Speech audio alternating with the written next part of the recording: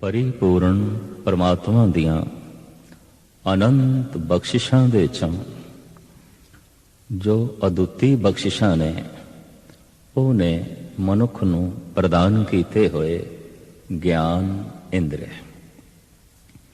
अखां कन रसना नासका त्वचा खलड़ी इन्हां दी इतनी महानता है कि इन्हां नूं कहंदे ने ज्ञान इंद्रिय। मनुख जितना ज्ञान उपार्जन करता है, मनुख जितना ज्ञान संग्रह करता है, मनुख जितना ज्ञान इकट्ठा करता है, इन्हां पंजां दे आसरे ते ही करता है। अगर मनुख कोल दृष्ट शक्ति ना होवे, स्रोत शक्ति ना होवे, भाव अखां नहीं, कन नहीं और रसन का ना होवे, त्वचा दे स्पर्शता दा बोध ना होवे, तो फिर मनुख ते पत्थर दे कोई अंतरा रह नहीं जाता। पत्थर वेख नहीं सकता, पत्थर सुन नहीं सकता, पत्थर सूंघ नहीं सकता, पत्थर बोल नहीं सकता और पत्थर स्पर्श भी नहीं कर सकता। एक पत्थर दे कोल पत्थर पे है, कुछ भी नहीं पता कि मेरे कोल दूजा पत्थर भी पे है, तीसरा पत्थर भी पे है। भाव दूसरे दा ज्ञान प्राप्त हो सके, दूसरी वस्तु, दूसरी हस्ती, दूसरी चीज, उस लिए ज्ञान इंद्रियां दा होना अत्यंत लाजमी है। अनंत बख्शिशां दे चां अकाल पुरख दी दित्ती हुई ये महान बख्शिश है। तदी ते एक एक इंद्रिय दे प्रति धन गुरु अमरदास जी महाराज सानू सुचेत करते हैं, सावधान करते हैं। जे प्रथम लईए इन्हां अखां नूं बड़ी खूबी है। जगत विच कहंदे ने अखां हैन ते संसार है, अखां गईयां संसार गया। संसार दा आकार, रंग, रूप दा बोध जो मन नूं मिलदा है अखां दे राहीं मिलदा है। और नेत्रहीन मनुख दया का पात्र है, ਉਹਦੇ ਕੋਲ आकार ਦਾ नहीं। अगर उसका परिवार भी है, मां सामने है, मां दे आकार का उसनों बोध नहीं है। पिता सामने बैठा है, पिता दे रंग रूप का उसनों ज्ञान नहीं है। भैन भी सामने बैठी है, भरा भी सामने बैठा है, पर उसके नैन नक्श कैसे ने, ਉਹਦਾ आकार कैसा है, कुछ भी बोध नहीं। पदार्थों का रंग रूप की है, कुछ भी पता नहीं।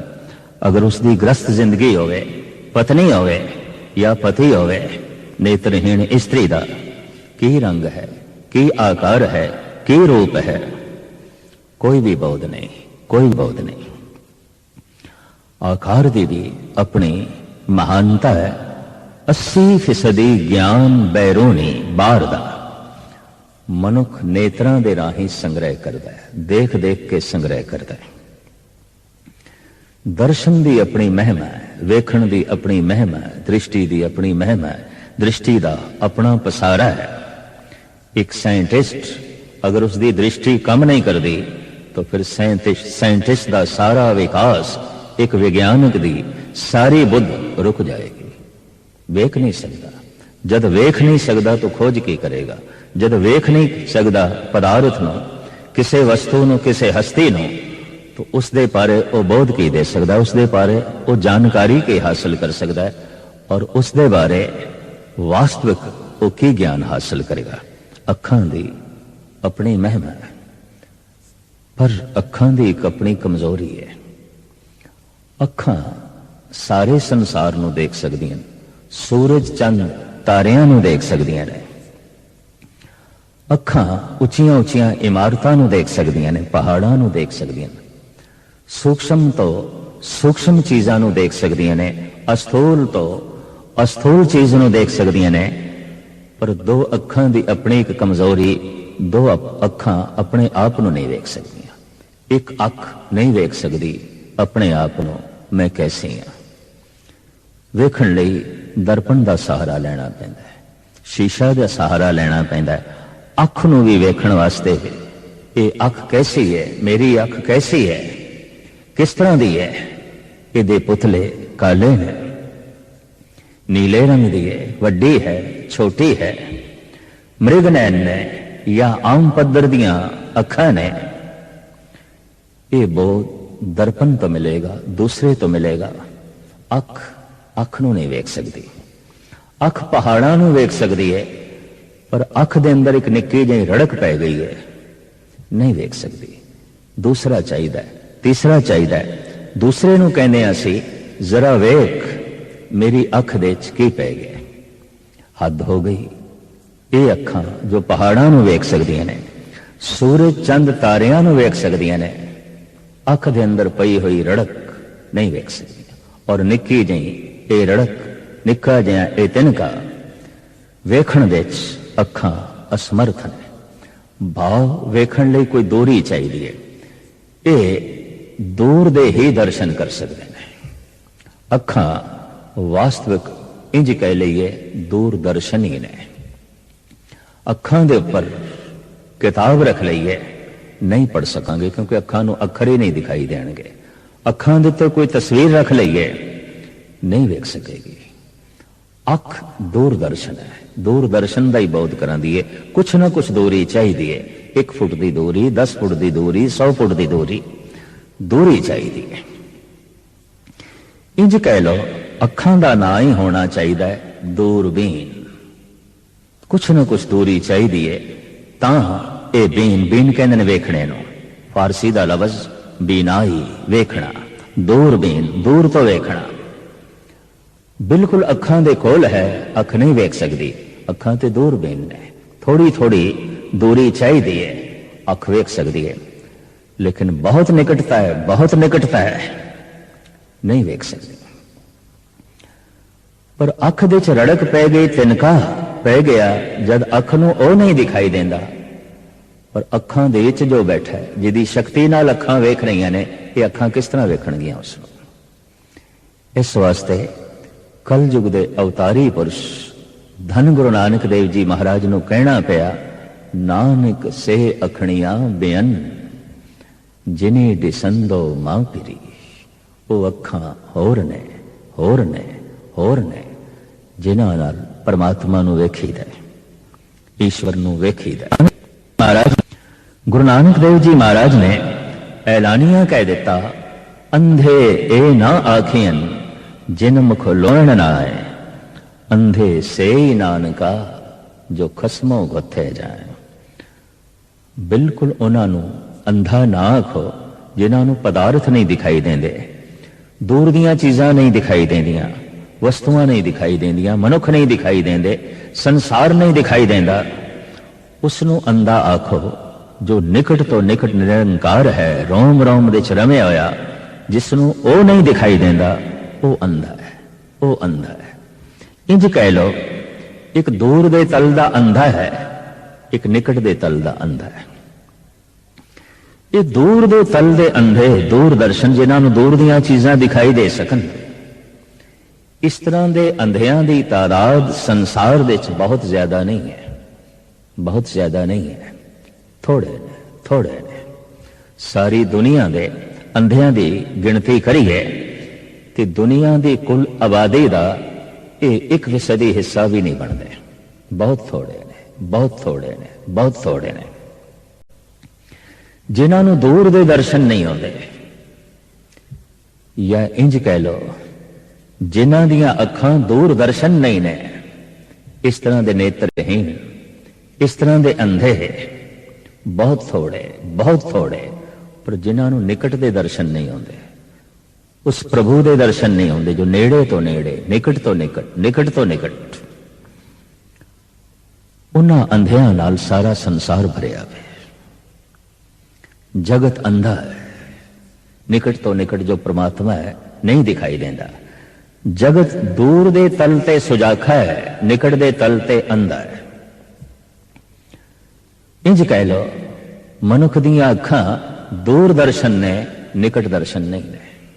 दूर दर्शन ने, नजदीक दर्शन नहीं ने, निकट दर्शन नहीं ने। इसका मतलब जो नेड़े तो नेड़े है, जब दिखाई नहीं देता तो उसका ज्ञान भी नहीं। जब दिखाई नहीं देता तो उसका बोध भी नहीं, तो सारा संसार ईश्वर के तल ते अज्ञानी मनिया जाएगा, ज्ञानी नहीं, अज्ञानी। क्योंकि पदार्थ का बोध है, परमात्मा का ज्ञान नहीं है। संसार का ज्ञान है, निरंकार का ज्ञान नहीं है। शरीर का ज्ञान है, आत्मा का ज्ञान नहीं है। फल फूल वनस्पति रंग रूप आकार का ज्ञान है, पर जो आकार तो रहित निराकार है उसका ज्ञान नहीं है। अंधा है मनुख परमात्मा दे तलते, अध्यात्मिक तलते। उर्दू दे हो गुजरे इस सदी दे मायानाज शायर डॉक्टर मोहम्मद इकबाल वो कहते ने, दिले बिना भी कर खुदा से तलब कि आंख का नूर दिल का नूर नहीं। इस्लाम दे अरदास लई लवस प्रार्थना लई जो शब्द है वो है दुआ। भी खुदा दे अगों दुआ कर रहे हैं, कुछ मंग रहे हैं।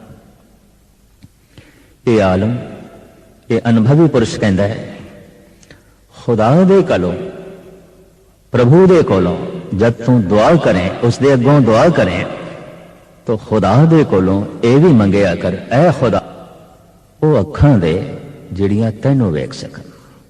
दिले बीना भी कर खुदा से तलब कि आंख का नूर दिल का नूर नहीं। इल्म में भी सरूर है लेकिन ये वो जन्नत है जिसमें हूर नहीं। होवेगा अक्षरी ज्ञान दे च भी कुछ सरूर, होवेगा अखरी बोधां दे च भी कोई सूझ ते समझ, लेकिन इस दे च सरूर नहीं है, इस दे च मस्ती नहीं है, इस दे च वो रस नहीं है जिस दे नाल आकार दे जगत दे सारे रस बेरस हो जाते ने। तो ये आलम कहता है, मंगया कर उस अख नूं जो निकट तो निकट है, देख सके। जगत दे सारे संबंध भी दूर ने और कई दफा ते बहुत दूर चले जाते हैं। मां का संबंध, पिता का संबंध, भरावां का संबंध, भैणां का संबंध, पत्नी का संबंध, पति का और बच्चे अक्सर हर वक्त नाल नहीं होंदे, दूर हो जाते हैं। कई दफा ते मौत उन्होंने हमेशा लई दूर कर देती है, हादसे हमेशा लई दूर कर देते हैं। पर कितने भी नेड़े होवन फिर भी दूर ने। 1 फुट की दूरी, 2 फुट की दूरी, 10 फुट की दूरी, आखिर दूरी है। लेकिन जो नेड़े तो नेड़े रोम रोम दे उते नहीं दिखाई दे रहे। दृश्य दिखाई दे रहा है, अदृश्य नहीं दिखाई दे रहा। आकार दिखाई दे रहा है, निराकार दिखाई नहीं दे रहा। तो उस निराकार नूं किस तरह वेखिए? साडे देश के ऋषि मुनिया ने एक तीसरी अख का भी जिक्र किया है। शायद परमात्मा का एक नाम है त्रिलोचन, 3 नेत्रां वाला। और बहुत सारे मनुखों के नाम भी चूंकि धार्मिक ने, ईश्वरमयी ने, तो त्रिलोचन नाम रखा जाता है। त्रिलोचन, 3 नेत्रां वाला, 3 अखां वाला। परमात्मा ने पशुओं को भी 2-2 अखां दित्तियां ने, मनुख को भी 2 दित्तियां ने। त्रिलोचन, 3 नेत्र, तीसरी अख।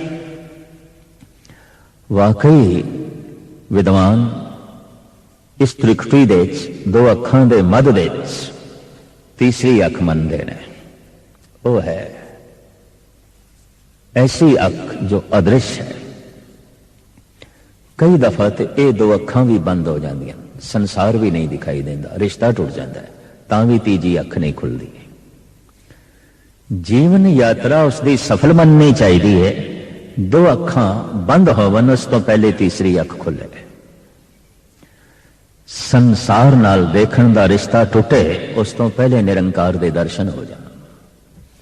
पदार्थां नूं वेखण दा संबंध टुटे उस तो पहले परमात्मा दिसण लगता है। परिवार दृष्टि तो ओझल होवे उस तो पहले निरंकार दृष्टि दे आ जाए। और मनुख मान नाल कह सके, मैं पेखे होरी ऊंचा मोहन सबते ऊंचा। गुरु अर्जन देव जी महाराज कहते ने, ऊंचियां तो उच्चा जो महान देख रहे हैं, असी वेखे। भगत कबीर उस तीजे नेत्र नूं भी दो दो नेत्रां नाल तशबीह देंदे ने, दोए दोए लोचन पेखा हाँ हर बिन अवर न देखा। मैं तो वेख रहा, हरि तो बिना हुण कुछ भी नहीं दिखाई देता, हरि ही दिखाई देता। दरअसल वो तीजा नेत्र इन्हां दो अखां दे समा जांदा है। वो तीजी अख इन्हां दो अखां नूं महान कर देंदी है। कई दफा देखे है खुशी विच, महान खुशी विच अखां पहले नालों ज्यादा खुल जांदियां, वड्डियां हो जांदियां। जिसनों मन देखना चाहता है और देख के रस मिले, देख के खुशी मिले, अख वड्डी हो जाती है। जिसनों मन देखना ही नहीं चाहता और देख के दुख होवे, देख के घृणा पैदा होवे, देख के दुविधा पैदा होवे, अख छोटी हो जाती है, अख छोटी हो जाती है। पर जिस दिन प्रभु की झलक मिलती है और वो तीसरी शक्ति दृश्य शक्ति इन्हां दो नेत्रां दे समांदी है, ये दो अखां बहुत महान हो जांदियां, बहुत वड्डियां हो जांदियां ने।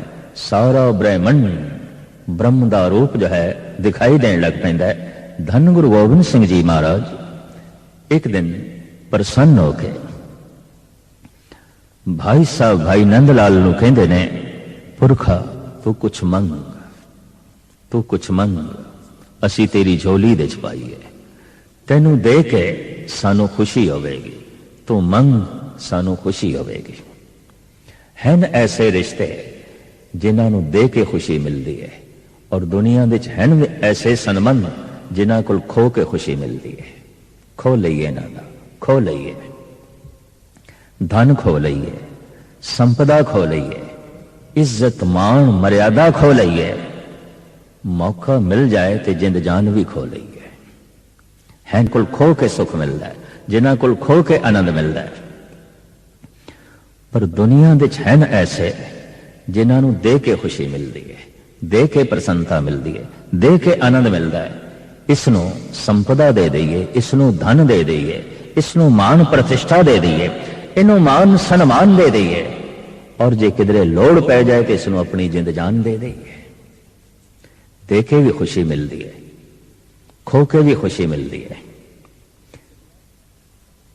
जो अपना है, अजीज है, बहुत प्यारा है, बहुत प्यारा है, मन नूं चंगा लगता है, उन्होंने देख के खुशी मिलती है, दे के खुशी मिलती है, अखां वड्डियां हो जांदियां। जिस नाल घृणा है उसको खो के खुशी मिलती है, अख छोटी हो जाती है, अख वेखना भी नहीं चाहती उसको। धन गुरु गोबिंद सिंह जी महाराज का फरमान, नंद लाल तू मैनू बहुत अजीज है, तू मैनू बहुत प्यारा है, तू मैनू बहुत चंगा लगता है। तेरी सेवा, तेरा ज्ञान, तेरी इबादत, तेरी श्रद्धा, तेरी भावना वाकई महान है। तू कुछ मंग, असी तेनू देईए, तू मंगे ये साड़ी खुशी, असी तेनू देईए ये साड़ी प्रसन्नता, ये साड़ा आनंद, तू मंग। भाई साहब भाई नंदलाल मंग करते हैं। एक गल वखरी है कि भाई साहब का सारा कलाम पर्शियन विच है, फारसी जुबान विच है, और गुरु गोबिंद सिंह जी महाराज की दुनिया की भाषावां दे संबंध विच भावना यह है, समस्तुल जुबान है कि साहिब के राह है। हे परिपूर्ण परमात्मा, सारिया जबानां विच तेरी ही जबान है, सारी भाषावां विच तेरी ही भाषा है, सब तेरी ही भाषा है। जब सब कुछ तैथों आया है तो भाषा भी तैथों आई है, जब सब कुछ तैथों आया है तो जबान भी तैथों ही आई है, जब जबान तैथों आई है तो जबान तो निकले अखर भी तैथों ही आए और किधरों नहीं आए। भाषा के संबंध दुविधा गुरु गोबिंद सिंह जी महाराज इंज मिटाते हैं, क्योंकि किधरे मजहब के नां ते भेद खड़ा होंदा है, किधरे जात पात के नां ते भेद खड़ा हो जाता है, किधरे मुल्क ते प्रांत के नां ते भेद खड़ा हो जाता है, और किधरे भाषा के नां ते भेद खड़ा हो जाता है। भाषा के भेद नूं गुरु गोबिंद सिंह जी महाराज मिटाते हैं, फरमान करते हैं, समस्तुल जुबान है कि साहिब के राह है। हे परिपूर्ण परमात्मा, सारिया जबानां विच तू ही है, जबान चो बोले हुए अखरां विच तू है, और निकली हुई आवाज धुन ये तू ही है। भाई साहब भाई नंद लाल उन्हों की जो जुबान है वो पर्शियन है, फारसी है। जब धन गुरु गोबिंद सिंह जी महाराज फरमान करते ने मंग करो मंग करो, असी दे के खुश होवांगे, तो मंग सानू दे के प्रसन्नता मिलेगी। तो भाई साहब जी मंग करते हैं, कहते महान मनुखों की मंग भी महान आती है, तुच्छ मनुखों की मंग भी तुच्छ होती है। जैसे बच्चा खिडौने लिए रोलेगा, खिडौने की मंग करता है, मामूली है, तुच्छ है, सोच शक्ति मामूली है। मंग तो ही पता चलता है मनुख की है, वास्तविक मनुख की है। जिस मनुख की मंग बेमैनी है, जिस मनुख की मंग जड़ है, जिस मनुख की मंग कोई खास नहीं, वो मनुख भी कोई खास नहीं है, कुछ भी खास नहीं है। महान मनुखों की चाहत बहुत महान होती है, अजीम होती है। तो भाई साहब भाई नंद लाल अपनी मंग जगत दे दाते सर्वशक्तिमान धन गुरु गोबिंद सिंह जी महाराज दे अगों रखते ने, या इलाही चश्मे बीना ए बेदे दर सरम अज इश्क सौदा ए बेदे। ऐ मेरे इलाही, ऐ मेरे गुरु, जे देना है तां ओ अख दे जिहड़ी तैनूं वेख सके, जिहड़ी तैनूं वेख सके। बंद अखा ने मनुख सुता पे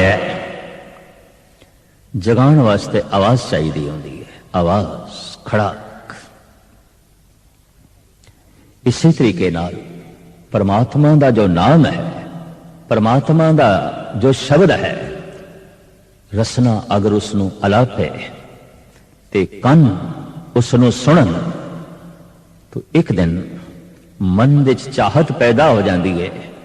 जिसनों सुन रहे हैं, जिस तो मन प्रभावित है, उन्होंने वेखिए। सुन सुनना तुम्हारा प्रीतम प्रपेखण का चाव, वेखण की लालसा पैदा हो गई है, वेखण का चाव पैदा हो गया, वेखण की भुख पैदा हो गई है।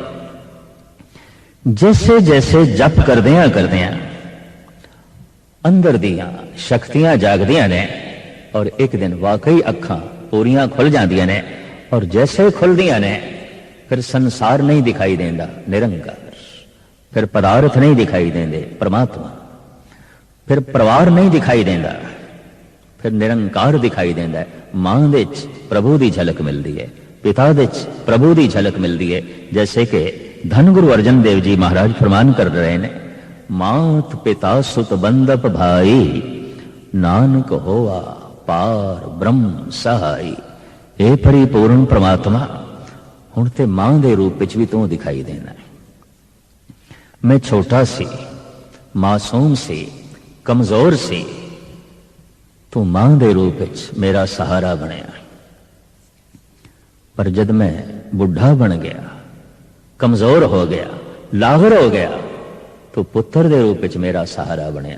किधरे पत्नी दे रूप विच मेरा सहारा बनया, तू पति दे रूप विच मेरा सहारा बनया। तू पुत्रां दे रूप विच मेरा सहारा बनया, तू भरावां दे रूप विच मेरा सहारा बनया। परिवार विच निरंकार दिखाई दे रहा है, पदार्थां विच निरंकार दिखाई दे रहा है, सारा ब्रह्मंड ब्रह्म का जो है रूप दिखाई दे रहा है। धन गुरु अमरदास जी महाराज फरमान करते ने, ए नेत्रो मेरे हो हर तुम में जोत धरी, हर बिन अवर न देखो कोई नदरी हर निहालिया। अखां नूं उपदेश कर रहे ने धन गुरु अमरदास जी महाराज बिरद बाबा, हे अखियो प्रभु तो बिना और कुछ ना देखना। धन गुरु नानक देव जी महाराज ते इत्थे तक कहते ने, अखी प्रेम कसाइया हर हर नाम पिखन, जेकर दूजा वेख दे जन नानक कढ़ दिचन। अखां विच इतना प्रेम, हर पासे हरी हरी हरी, पर जेकर दूजा वेख दे, गुरु नानक देव जी महाराज फरमान करते ने, ए अखियो ए होर नूं देखिया, थानू कुछ होर कढ़ दिचन, कढ़ देना चाहिए ना, की लोड़ है इन्हां दी। अखां उस दिन महान हो जांदियां ने जब जर्रे जर्रे च प्रभु दिखाई देने लगता है। अखां उस दिन महान हो जांदियां ने जब शरीर दे रोम रोम दे परमात्मा दिखाई देने लग पैंदा है। इसे नूं कहंदे ने अध्यात्मक दृष्टि। इसे नूं कहंदे ने गुरमत दर्शन, इसे नूं कहंदे ने गुरु दी अख प्राप्त हो गई, प्रभु दी अख जो है प्राप्त हो गई। ऐसी अखां दे च पवित्रता होगी, ऐसी अखां दे च मासूमियत होगी और ऐसी अखां दे च अमृत होगा। तदी ते कहंदे ने अमृतमयी दृष्टि दे च अमृत आ गया। ये हुण जिथे तक वेखदा है, इहदे वेखण दे नाल भी अमृत दी वर्षा हुंदी है। ये जिथे तक वेखदा है, वेख के भी कईयां नूं निहाल करदा है। जैसे कि पातशाह दी बाणी कहंदी है, नानक नदरी नदर निहाल, वेख के ही निहाल कर दिता है। वाकई अखां दे च अमृत होवे, मासूमियत होवे, पवित्रता होवे, हिरदे दे च दया होवे। इस तरह की दया फिर अखां दे राही प्रगट होंदी है।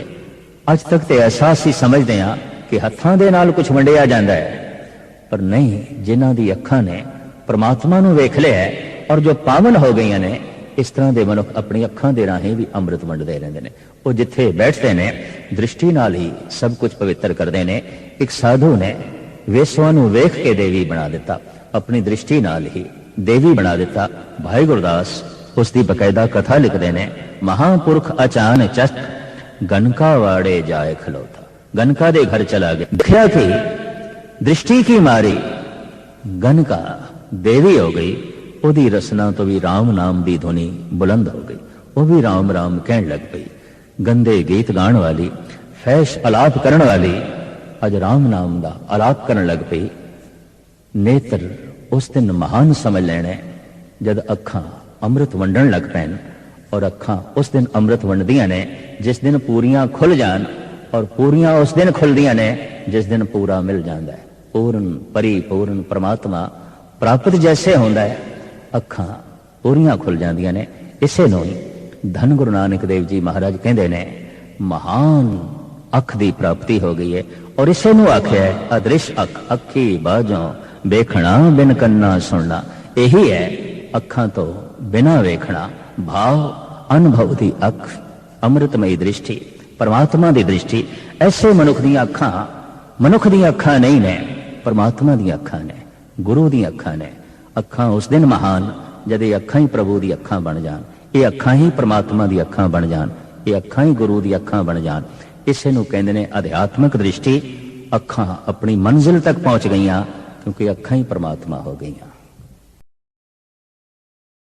निर्भव निर्वैर काल मूरत अजूनी सैभं गुर प्रसाद। बाबा बोलना क्या कहिए, जैसे राम नाम रव रही है। अखां तो बाद जबान दी गल, रसना दी गल करन लगे हैं। रसना रसां दी खान, रसना बोलन दे तत्पर। जबान नूं परिपूर्ण परमात्मा ने दो कम प्रदान किए ने। बोल सकती है, रस मान सकती है। कई दफा जिसकी जबान की शक्ति कमजोर होवे, लड़खड़ा के बोलता है, थथरा बोलता है।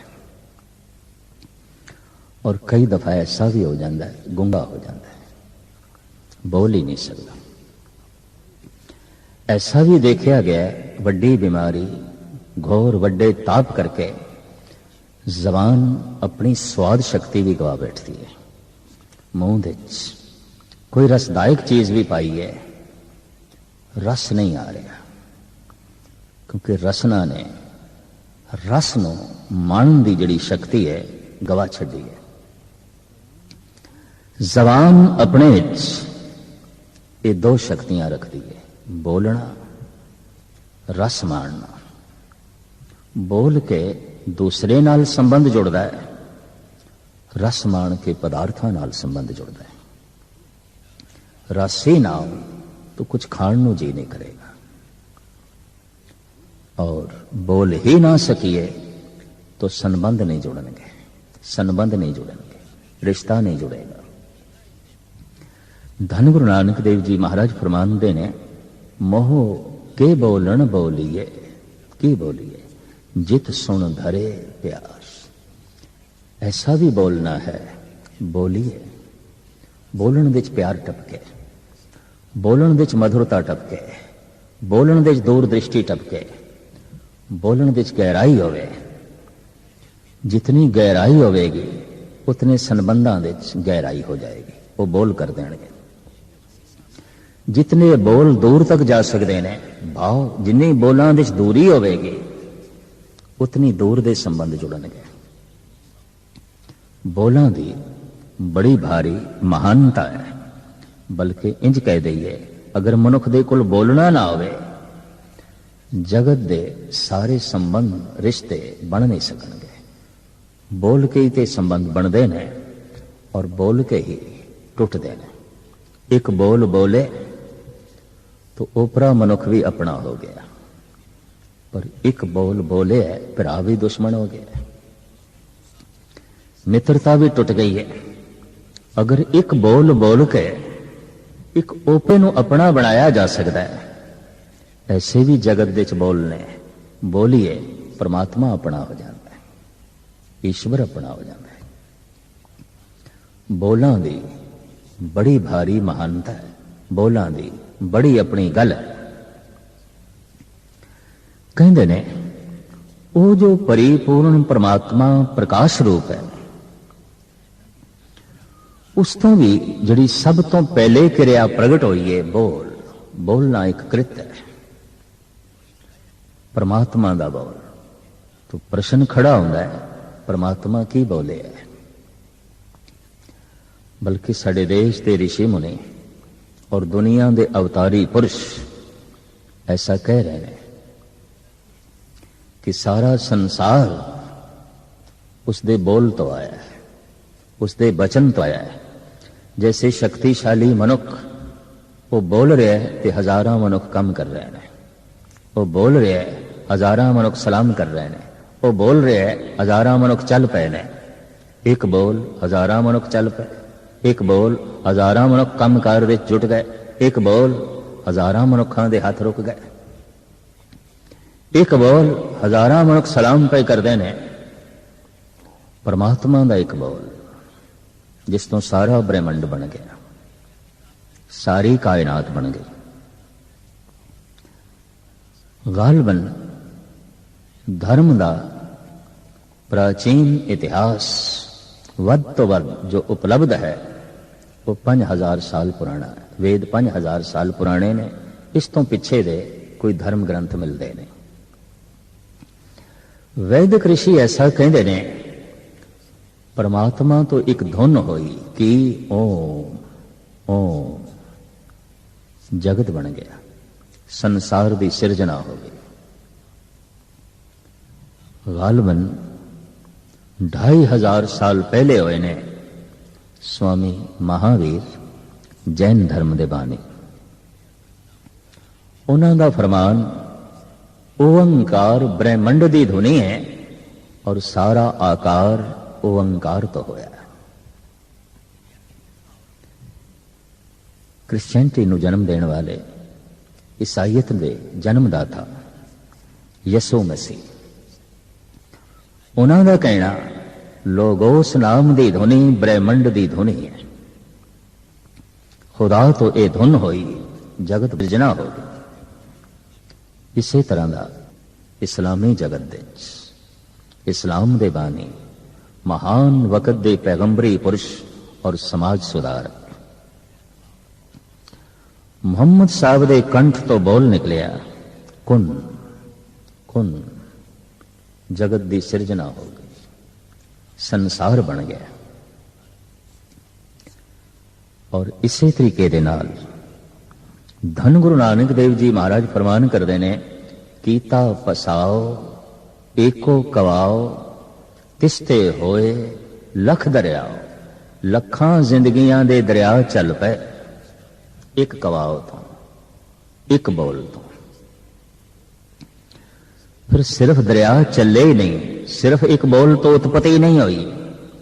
महाराज ऐसा कहने, उत्पत्त परले शब्दे होवे, शब्दे ही फिर उत्पत्त होवे। ये उत्पत्ति शब्द तो हो रही है, परले भी शब्द तो हो रही है। ਇਹ ਪਸਾਰਾ ਸ਼ਬਦ ਤੋਂ ਹੋ ਰਿਹਾ ਹੈ, ਪਰ ਨਾਸ ਵੀ ਸ਼ਬਦ ਤੋਂ ਹੋ ਰਿਹਾ ਹੈ। ਜਗਤ ਵਿੱਚ ਆਖਿਰ ਇਹ ਦੋ ਹੀ ਕਿਰਿਆ ਤੇ ਬੜੀਆਂ ਮਹਾਨ ਚੱਲ ਰਹੀਆਂ ਨੇ, ਬਣਨਾ ਮਿਟਣਾ, ਬਣਨਾ ਮਿਟਣਾ, ਜੰਮਣਾ ਮਰਨਾ। ਹਰ ਆਕਾਰ ਜਨਮ ਲੈਂਦਾ ਹੈ, ਹਰ ਆਕਾਰ ਮਿਟ ਜਾਂਦਾ ਹੈ। ਦ੍ਰਿਸ਼ ਅਦ੍ਰਿਸ਼ ਸੂਖਸ਼ਮ ਅਸਥੂਲ ਜੜ ਚੇਤਨ ਜਨਮ ਲੈਂਦੇ ਨੇ, ਮਰਨ ਹੋ ਜਾਂਦਾ, ਉਤਪਤ ਹੁੰਦੇ ਨੇ, ਖਤਮ ਹੋ ਜਾਂਦੇ ਨੇ, ਆਉਂਦੇ ਨੇ, ਜਾਉਂਦੇ ਨੇ। ਇਹ ਆਵਣਾ ਜਾਵਣਾ ਮਹਾਰਾਜ ਕਹਿ ਰਹੇ ਨੇ ਇੱਕੋ ਹੀ ਦੁਆਰ ਤੋਂ ਹੋ ਰਿਹਾ ਹੈ। जैसे किसी मकान का मुखी द्वार है और उस तो मैं बाहर होया तो मैं प्रश्न करा, मेरा ऐसा सवाल, इस मकान के अंदर किस तरह प्रवेश करा,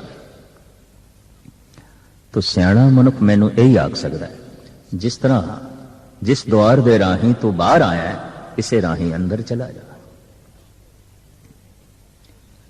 जैसे किसी महल का मुख द्वार एक है और आवना जावना उस एक द्वार तो हो रहा है। शब्द तो ही उत्पत्ति हो रही है, शब्द तो ही परले हो रही है, शब्द ही ऐसा द्वार है, संसार का आवना जावना हो रहा है। उत्पत परले शब्दे होवे, शब्दे ही फिर उपत होवे, शब्द द्वार है। सिख धर्म दे शब्द गुरु मान लिया गया। द्वार जो होया, द्वार है घर दे प्रवेश का एक जरिया। दीवार ही दीवार होवे, द्वार होवे ही ना, तो ग्रह दे प्रवेश किस तरह करांगे। जिस दा द्वार ही नहीं, उते कब्र होवेगी, घर नहीं होवेगा। उते मड़ी होवेगी, घर नहीं होवेगा। द्वार करके वो घर कहलाता है, क्योंकि उहदे च आमना जावना है। अंदर बैठे हुए बाहर नहीं आ सकते, और बाहर गया होया अंदर प्रवेश नहीं कर सकता है, ये तो कब्र बन गया। ये कोई ग्रह थोड़ी है। घर नो घर बनांदा है द्वार, द्वार करके घर की महिमा है। और कहंदे ने द्वार तो ही घर की अजमत का पता चलता है। इस वास्ते वड्डे घरां दे दरवाजे वड्डे, महान घरां दे द्वार वड्डे। प्राचीन काल तो राजे महाराजे नवाब बादशाह आलम फाजल धनाड़ अपने दरवाजियां नो, मुख द्वार नो इतना श्रृंगारदे सन, इतना सजांदे सन, लोकी घर का अंदाजा द्वार तो लांदे सन। दर तो घर का पता चलता सी, दरवाजे तो घर का पता चलता सी। अज भी असी अपने देश दे राजस्थान दियां हवेलियां देख सकते हैं, महल देख सकते हैं। इतने सुंदर दरवाजे, इतने महान दरवाजे। ये दर घर की शोभा पर प्रगट कर देना। ये दरवाजे दसदे पे ने घर कितना महान होवेगा। जिसका दर इतना महान है, उसका घर कितना महान होगा। जिसका दर इतना खूबसूरत है, उसका घर कितना खूबसूरत होगा। जिसका दर इतना वड्डा है, उसका घर कितना वड्डा होगा। आम कहावत है, हाथियां वाना नाल दोस्ती पानी ते दरवाजे छोटे रखने। नहीं, वड्डे आकार वड्डियां वस्तुआं वड्डे दरवाजियां दे राहीं आ सकदियां ने, जा सकदियां ने। सिख जगत दे गुरु नूं द्वार आख्या जाता है। दरवाजा गुरु द्वारा, गुरु द्वार है, दरवाजा है। अगर गुरु द्वार है तो परमात्मा घर है। परमात्मा घर है बहुत बड़ा, गुरु द्वार है बहुत बड़ा, बहुत बड़ा। और भगत कबीर ऐसा कहते हैं, ये दरवाजा कभी बंद नहीं होता, किसी लिए भी बंद नहीं होता। जह दर आवत जात हो, हटके ना ही कोय, सो दर कैसा छोड़िए, जो दर ऐसा होए। जिस दर ते किसी को भी रोक नहीं आन जान दी। जैसे मैं नास्तिक बना, मैं ईश्वर को इनकार करदा, मैनू कौन रोकेगा। कोई कानून नहीं, कोई समाजिक नियमावली नहीं भी तू नास्तिक क्यों है, तेनों सजा दी जाएगी। मैं नास्तिक हो सकता, मैं इनकार कर सकदा, मैं कह सकदा मैं इस दरवाजे दे प्रवेश नहीं करना, भावें खुला है तो खुला। कोई नास्तिक यह कहता है मैं इस दरवाजे दे प्रवेश नहीं करना, कोई भगत ते संत कहता मैं इस घर तो हुण बाहर निकलना ही नहीं, अंदर ही रहना, प्रभु दे विच रहना है, परमात्मा दे जो है रहना है। भगत सिरमौर श्री रविदास जी महाराज कहते ने ज्यों ज्यों सैर करे त्यों भावे, महरम महल न को अटकावे। जिस दिन दा प्रभु मेरा महरम बने, मेरा अपना बने, हुण मेनू समझ आ गई है उस दे महल दा जिहड़ा द्वार है उस ते अटक नहीं है, किसी नू रोकिया नहीं जाता, आवना जावना खुला है। जै दर आवत जात हो हटके ना ही कोय, सो दर कैसा छोड़िए जो दर ऐसा होए। जैसे जैसे दरवाजा वड्डा होवेगा, महल वड्डा होवेगा, वो दरवाजा बहुता बंद होवेगा, किसे किसे वक्त खुलेगा और किसे किसे लिए खुलेगा, हर एक लिए खुला नहीं है और हर वक्त भी खुला नहीं है, क्योंकि महल बहुत वड्डा, दरवाजा बड़ा महान। जितना वड्डा पहरा, जितना वड्डा घर, उतना ही ज्यादा दर बंद। वो दर खुलदा है किसे किसे वक्त, वो दर खुलदा है किसे किसे लिए, हर वक्त खुला नहीं है और हर एक लिए खुला नहीं है। भगत कबीर कहते ने परमात्मा दा दर हर वक्त खुला है, कदी बंद होंदा ही नहीं, और परमात्मा दा दर हर एक लिए खुला है, ये नहीं किसे लिए बंद ते किसे लिए खुला, हर वक्त खुला है और हर एक लिए खुला है। जै दर आवत जात हो हटके ना ही कोय, सो दर कैसा छोड़िए जो दर ऐसा होए। ऐसा एक बोल है तू प्रवेश कर सकता है प्रभु दे अंदर, और ऐसा एक बोल है तू दूर जा सकता है, बहुत दूर जा सकता है।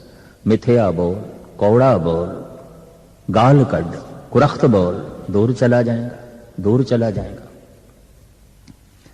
मिठा बोल जगत नाल तू प्रभु दे दर दे नेड़े आ गया, और ऐसा बोल जो प्रभु ਨੂੰ ਚੰਗਾ लगे तू दर दे प्रवेश कर गया। बोलना ही प्रवेश है, बोलना ही निकास है। ये इंट्रेंस और एग्जिट एक ही है। जिस द्वार दे राही बाहर जाईदा है उसे राही अंदर आईदा है, जिस राही अंदर आईदा है उस राही बाहर जाईदा है। बोल ही दूर ले जाते ने, बोल ही नेड़े ले आते ने, बोल जोड़ देंदे ने, बोल तोड़ देंदे ने। टूट गई प्रीत बुर बोल, बुरा बोल के प्रीत टूट गई, मिठा बोल के प्रीत जुड़ गई, टूटे संबंध जुड़ गए। बोलन दी बड़ी मान्यता। धन गुरु नानक देव जी महाराज भी फरमान करते ने, परमात्मा दे बोल तो सारा जगत आया है और जगत दे च उसदा बोल गूंज रहा है। जैसे मां बाप तो ये शरीर आया है, तो शरीर दे च मां बाप दी अंश मौजूद है, अंश मौजूद है। मां दी अंश भी मौजूद है, पिता दी अंश भी मौजूद है, जिसनों गुरबाणी इंज कहती है, पानी मैला माटी गोरी, इस माटी की पुत्री जोरी। पिता दा मैला पानी, मां दी लाल मिट्टी खून। पानी मैला माटी गोरी, गोरी गेरवी लाल, इस माटी की पुत्री जोरी। इस तरह मैले पानी नाल, लाल मिट्टी नाल ये शरीर दा चोला बनिया, ये मकान बनिया। इस दे शरीर दे कुछ मां दा योगदान है, कुछ पिता दा। मां बाप दी अंश शरीर दे मौजूद है। शब्द तो संसार आया है, तो संसार दे शब्द मौजूद है, क्योंकि आया जो संसार तो है, और उस शब्द हर वक्त गूंज रहा है। जैसे शरीर हर वक्त मां है, शरीर दे हर वक्त पिता है। ਪਿਤਾ ਦੀ ਅੰਸ਼ ਨੂੰ ਅਸੀਂ ਆਪਣੇ ਸਰੀਰ ਦੇ ਚੋਂ ਕੱਢ ਨਹੀਂ ਸਕਦੇ। ਮਾਤਾ ਦੀ ਅੰਸ਼ ਨੂੰ ਅਸੀਂ ਆਪਣੀ ਕਾਇਆ ਦੇ ਚੋਂ ਕੱਢ ਨਹੀਂ ਸਕਦੇ।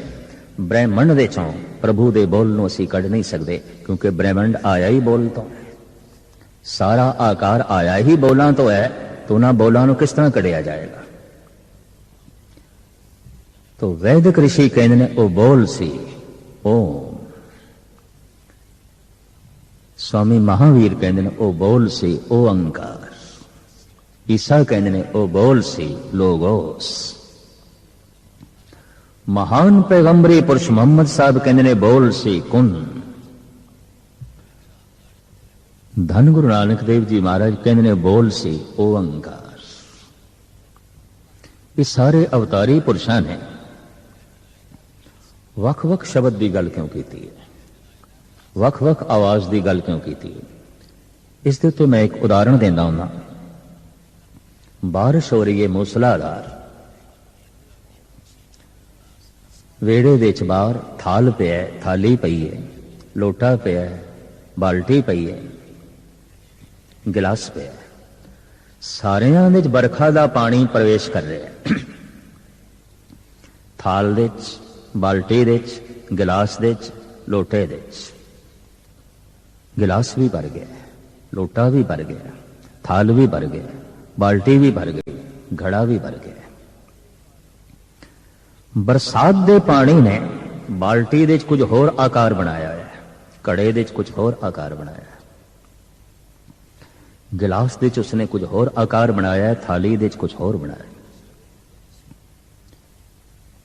भांडियां करके पानी का आकार अलग अलग हो गया। पानी तो वही है, जो घड़े दे पानी है वही बाल्टी दे है, जो बाल्टी दे है वही गिलास दे है, और जो गिलास दे है वही लोटे दे है।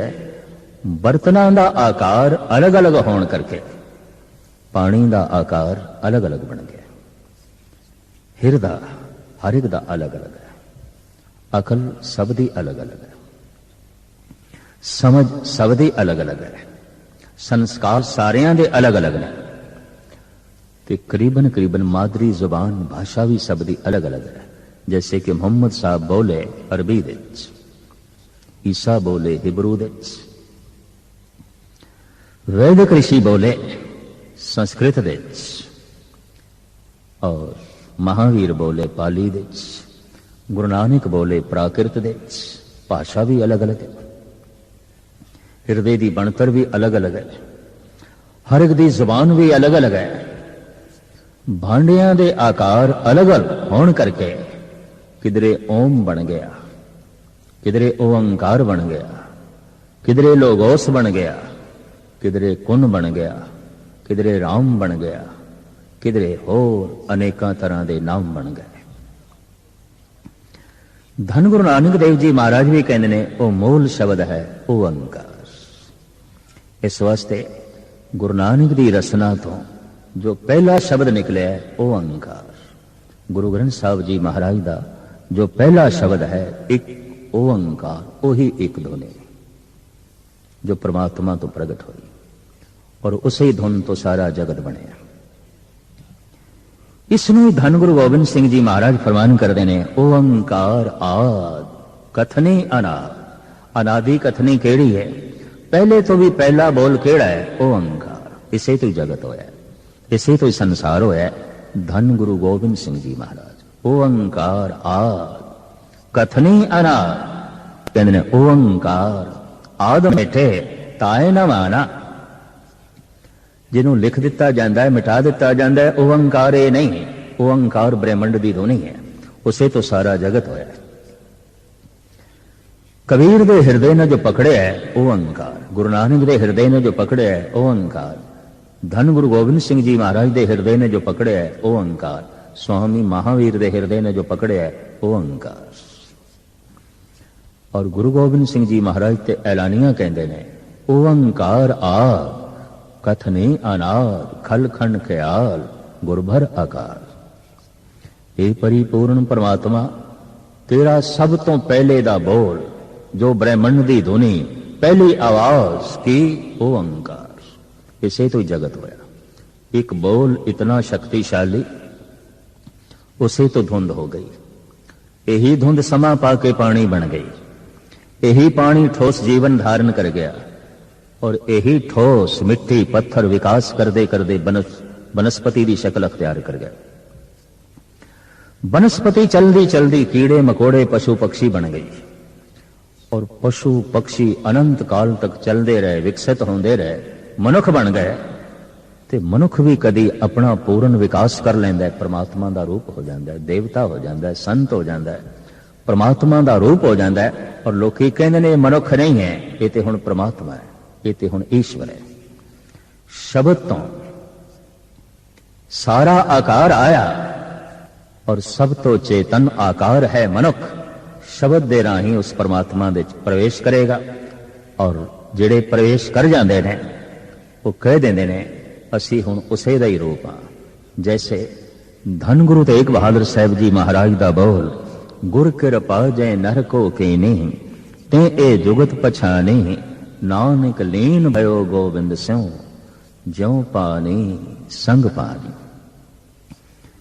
जिस तरह सरिता सागर दे लीन होके सागर हो गई, असी गोबिंद दे लीन होके गोबिंद हो गए। भगत कबीर भी ऐसा कहते हैं, अब तो जाए चढ़े सिंहासन, मिले हैं सारंग पानी, राम कबीरा एक भय है, कोई से पछानी। हुण कबीर ही राम हो गए। राम दा जो द्वार सी शब्द, उहदे च प्रवेश करके भगत कबीर कहते असी राम हो गए, असी राम दा रूप हो गए। तो जैसे मां बाप तो ये शरीर आया है, शब्द तो ये ब्रह्मंड आया है। अगर शब्द तो ब्रह्मंड आया है तो शब्द दे राही वापस जाएगा।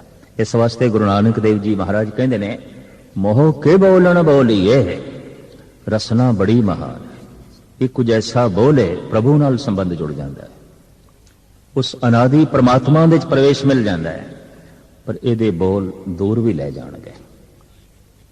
मनुख एक बोल ऐसा बोल देंदा है, मां तो दूर हो जाता है, रिश्ता टूट जाता है। एक बोल ऐसा बोल देंदा है, पत्नी ने बोले कि पति ने बोले, तलाक तक नौबत चली गई है। सियाणे कहते ने, लड़ाई झगड़ियां दे बेशतर कारण, नवे सदी कारण ये रसना है, ये जमान है। चाहे परिवारिक झगड़े ने, चाहे मुल्की झगड़े ने, चाहे कौमी झगड़े ने, झगड़ियां दे नवे सदी जो आधारशिला है वो जबान रख दी है। बोलना तो होंदा है। एक बोल ही बोलिया द्रौपदी ने महाभारत दा युग, ये अंधे दा अंधा है, धृतराष्ट्र अंधा, दुर्योधन उस अंधे पिता दा पुत्र, और द्रौपदी दी जबान तो बोल निकलता है, ये अंधे दा अंधा है। इस एक बोल ने इतना बड़ा महाभारत करा दिता, एक बोल ने, एक शब्द ने।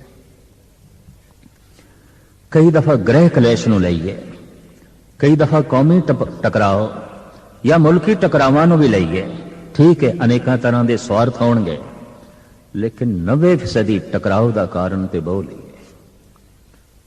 मुदतां दी बनी हुई मित्रता दुश्मनी दे बदल गई, दोस्ती दुश्मनी दे बदल गई, पति पत्नी दे संबंध तलाक तक जा पहुंचे। एक बोल संसारिक रिश्तियां नूं धर्म भरम कर देंदा है, एक बोल मनुख नूं परमात्मा तो भी दूर ले जाता है। इस वास्ते साहिब कहते ने, की बोलीए मोह के बोलन बोलीए, जित सुन धरे प्यार की बोलीए। तो गुरु नानक देव जी महाराज कहते, अमृत वेला सच नाम वड्याई विचार। अलल सुबह ब्रह्म मुहूर्त विच उठ के तू अपनी जबान दे नाल सिर्फ परमात्मा दे नाम दा ही आलाप कर, बाकी गल छोड़, सिर्फ उस दे नाम दा बोल ही बोल। ये नाम तेनू प्रभु दे ग्रह दे प्रवेश करा देगा और तेनू प्रभु स्वरूप बना देगा। भगत कबीर कहते ने, बाबा बोलना क्या कहिए, जैसे राम नाम रव रही है। बोलदियां मनुख राम दा रूप हो गया, बोलदियां मनुख निरंकार हो गया, लेकिन बोलदियां मनुख विकार दा रूप भी हो सकता है। इस वास्ते बाणी कहती है, बोलत बोलत बड़े बिकारा, बिन बोले क्या करे बिचारा। बोल के ही निरंकार प्रगट होता है, बोल के ही विकार प्रगट होता है। रसना ऐसा द्वार है जिस तो आवना भी हो रहा है, जावना भी हो रहा है।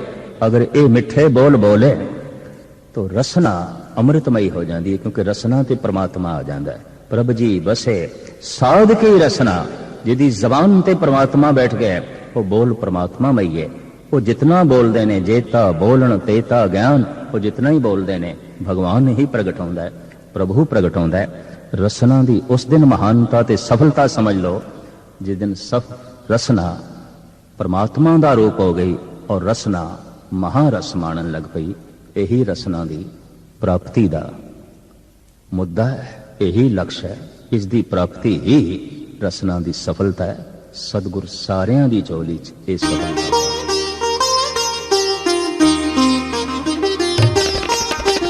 ज्ञान दा सागर, ज्ञान दा सागर, ज्ञान दा सागर, ज्ञान दा सागर।